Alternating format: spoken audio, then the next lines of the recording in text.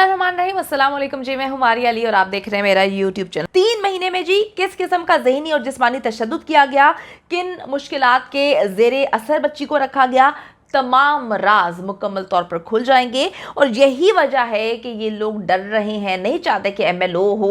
एक एप्लीकेशन जो थी उस पर वकालतनामा जिब्रान नासिर ने आज फाइल किया है, जो आज उन्होंने किया। उनका कहना ये था कि उसमें मुझे कॉपी भी सप्लाई की जाए। वो जो चालान वाली एप्लीकेशन है, चालान को जो उन्होंने चैलेंज किया, कॉग्निजेंस को चैलेंज किया है तो उसमें उसूलन तो टाइम देना चाहिए, लेकिन क्योंकि वो बज़िद थे। लेकिन मुझे एक चीज़ बड़ी, क्योंकि मैं विटनेस कर रहा था आर्ग्यूमेंट्स, आप कस्में खाने तक चले गए और यहाँ तक कहने के लिए चले गए कि सर आप ये केस सुन लें, और सुनने के बाद आप ऑटोमेटिकली वो जो दूसरी एप्लीकेशन है वो डिसाइड हो जाएगी, जिस पे जज साहब ने राइटली पॉइंट आउट किया। तो आप क्या उसको नॉट प्रेस करेंगे, आप क्या उसको ख़त्म करना चाहेंगे? तो उन्होंने कहा कि नहीं सर, वो हो जाएगी। तो जिस पे जज साहब ने कहा कि आप इतने श्योर कैसे हैं कि ये जो आपने चैलेंज किया कॉग्निजेंस को, ये आपकी अलाउ हो जाएगी?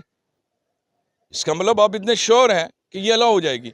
जो कि उन्होंने कहा कि सर मैं फैक्ट्स आर्ग्यूमेंट्स करूंगा, और उसके बाद तो 2-3 मरतबा जज साहब ने उनको कहा कि अगर आप स्टेटमेंट देते हैं, स्टेटमेंट ये देते हैं कि भाई उसको नॉट प्रेस करेंगे तो फिर उसको हम प्रोसीड करेंगे, तो देन इट्स ओके।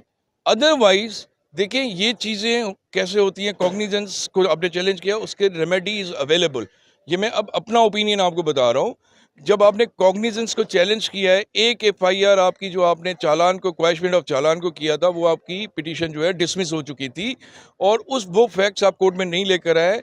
एक प्रिंसिपल है कि जब भी आप कोर्ट में जाएंगे विद क्लीन हैंड्स जाएंगे, आप कोर्ट से कोई कंसील नहीं कर सकते। जब जिब्रान नासिर ने ये पॉइंट आउट किया कि सर वो इनकी क्वैश हो चुकी है, उसके बाद रेमेडी अवेलेबल जो है 265K में अवेलेबल है। अल्टीमेटली अगर आपकी वहाँ से FIR क्वैश नहीं होती है तो आप क्वैशमेंट ऑफ प्रोसीडिंग के अक्यूटल के लिए जाएंगे, अक्यूटल 265K में। वहाँ जाने के बाद यहाँ पर आए हैं और उसकी कॉपी भी नहीं लगाई है, जिस पे जज साहब ने क्लियरली थोड़ा सा आर्ग्यूमेंट्स किया, लेकिन सख्त लहजे में थोड़ा सा, मैं ये डांटना तो नहीं कहूँगा, लेकिन थोड़ा सा कि भाई आपने कंसीलमेंट ऑफ फैक्ट्स क्यों किए हैं, आपने वो कॉपी क्यों नहीं लगाई है कि आपकी क्वेश्चन रिजेक्ट हो चुकी है, जो कि उस पर उनका आंसर नहीं था। बहरहाल उसके अलावा आज प्रोसीडिंग्स जो हुई हैं वो पार्टली हर्ड हुआ है। एप्लीकेशन जो सुनी गई है, अपेरेंटली ये लग रहा है, अपेरेंटली लग रहा है, वो स्टेटमेंट तो नहीं दिए इन्होंने, अपेरेंटली लग रहा है कि जज साहब इसी माइंड के साथ आगे चल रहे हैं कि अगर ये एप्लीकेशन का फेट डिसाइड करेगा अगली एप्लीकेशन को, कि आया ये अप्रूव अलाउ होती है या डिसमिस होती है। लेट्स से अगर ये डिसमिस होती है तो स्टेटमेंट और बार जो उन्होंने दी हुई है, भले उन्होंने ऑन रिकॉर्ड नहीं, लेकिन एक बार जो उन्होंने कोर्ट के सामने दी है कि सर उसमें मुझे आने के, मैं आर्ग्यूमेंट तक नहीं करूँगा, वो फिर भले अलाउ हो जाए। यानी कि ये इम्प्लाइड वे में हम यही इसे कह लेंगे कि भले अलाउ हो जाए। तो कहने का मकसद ये है कि आपने इसको नेक्सस क्रिएट कर दिया, नथी बना दिया उस एप्लीकेशन के साथ। अगर ये एप्लीकेशन अलाउ हो जाती है तो उस एप्लीकेशन पे आर्ग्यूमेंट्स होंगे फर्दर। अगर ये एप्लीकेशन डिसमिस हो जाती है तो वो ऑटोमेटिकली डिसमिस हो जाएगी। जी। तो सर ये बताएं कि वैसे क्या टाइम पीरियड है कि कितने दिन के बाद MLO हो सकता है, अगर कोई प्रॉपर या कोई टाइम पीरियड है वैसे? देखिए टाइम पीरियड कोई एज सच वो तो नहीं है, लेकिन कुछ चीज़ें ऐसी होती हैं वो डिडक्ट कुछ 24 एंड 72 आवर्स के बाद डिडक्ट होना बड़ा मुश्किल होता है।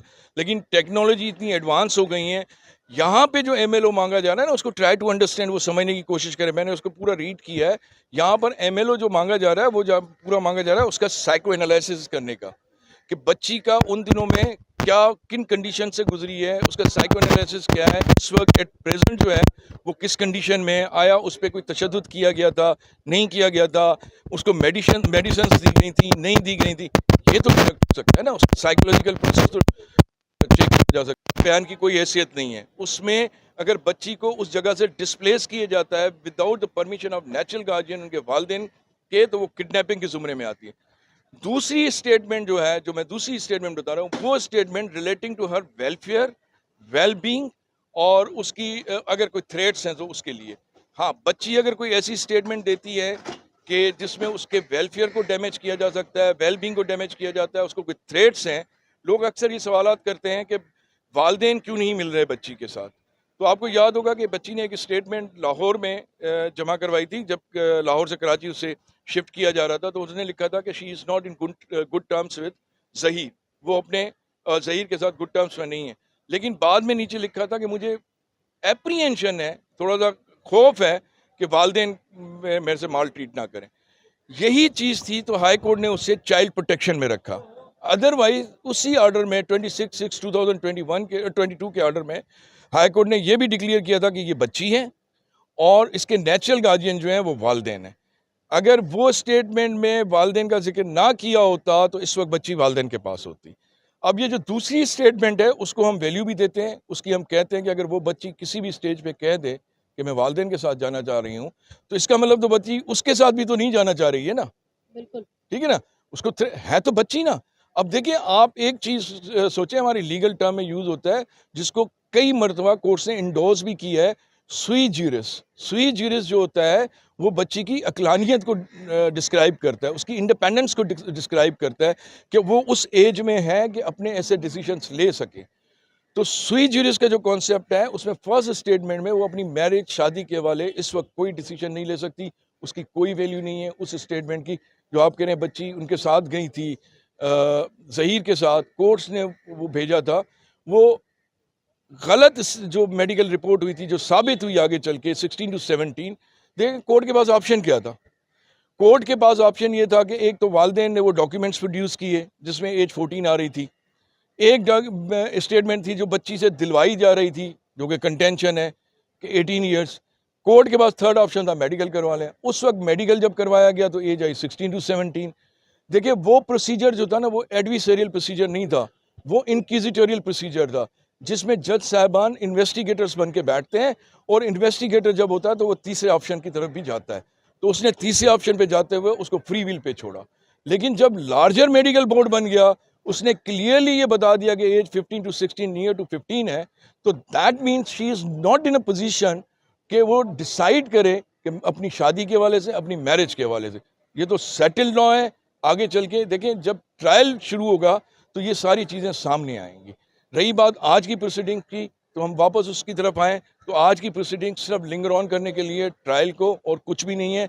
चालान फिक्स हो चुका है। आपने मूड आप अंदर बैठे हुए थे, आपने देख भी लिया जज साहब का, उनका माइंड भी थोड़ा सा पढ़ लिया होगा कि वो किस तरह से आर्ग्यूमेंट्स को एक्सटेंड कर रहे थे और किस तरह से कस्में तक खा रहे थे आज कि सर अब मैं कस्मों को दोहरा नहीं सकता।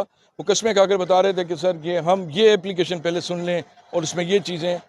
जज साहब ने कहा कि मैं इस कंडीशन पे सुनूंगा कि फिर आप उस पर आर्ग्यू नहीं करेंगे, वो मैं डिस्कस करूंगा। ये माइंड था। अब वो देखें आर्डर क्या होता है। Thank you very much.